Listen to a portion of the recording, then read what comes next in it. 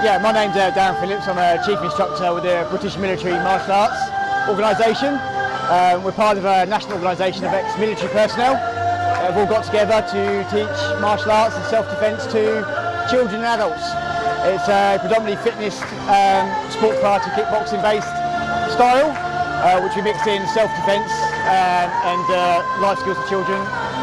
Part of that programme as well. So the martial arts side, the punching and kicking always comes second. We always work on the core skills and discipline, respect, self-control, motivation, teamwork, all core skills that we learnt in the forces that we can reflect back onto the children today at an early age to make them a better part of society and give them an opportunity to achieve more, which you've never been able to achieve by just standing on the street corners, hanging gossiping around with their mates. It should always be last resort, and that's something we always teach. What stays on the mat is very mat. It gives them an opportunity to train and better themselves. It gives them, the belt gradings and competitions and stuff. But very key that most of them will never use it outside the dojo unless they really have to. For me, it's I've worked with Gary for many years. And in fact, Gary taught me, and to see the impact that life skills have on these children, to give them the more confidence, the ability to be more aware, so they don't fall into the dangerous situations. They don't actually need effectively what I teach, the martial arts side of it. Effectively, they can be aware of the situation before it happens and be in control of that situation. Most of them will get in trouble because they don't know how to deal with it. So the skills that life skills give them the ability to recognise the situation, almost compute it and deal with it, whether that's by walking tall, walking away, or leaving the situation.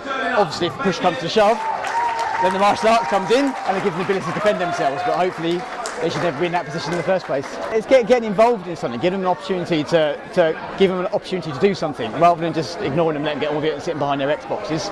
Get them out there. I mean, we train fitness, 3 or 4 times a week. We train self-defence, train martial arts, and it gives them goals as well. It gives them achievable goals. They go for a belt system.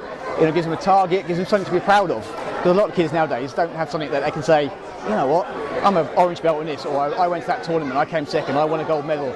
It gives them an opportunity to stand proud and stand different and say, actually, hold my hand up, I'm different to how society badges me. Actually, there's lots out there that actually do a lot of good. We have people in our organisation that are world champions that have just travelled off to Sicily with 150 people for the Great Britain team and come back with 6 or 7 medals. Against Italy, France, Germany. It's phenomenal. And these are 12, 13, 14-year-old kids that actually, have got a lot of motivation and direction. They've got a lot of respect. They're still kids. They still have fun. They still enjoy themselves. But they won't be out there, robbing or fighting or whatever else in that. They've got something they can achieve and go for. So I think life skills for children helps develop that at a really early age and gives it a chance to grow with them throughout their childhood and into adulthood.